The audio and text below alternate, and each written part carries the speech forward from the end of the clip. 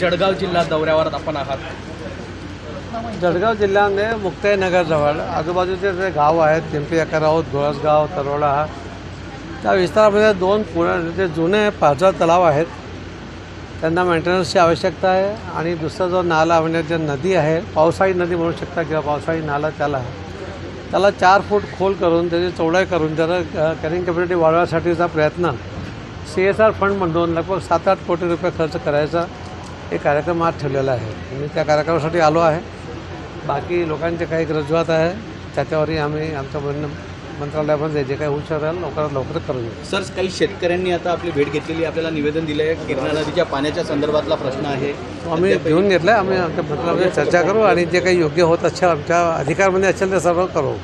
Sir, औरंगजेबाच्या कबरीवरून सत्ताधारी आक्रमक झालेले आहे। माझा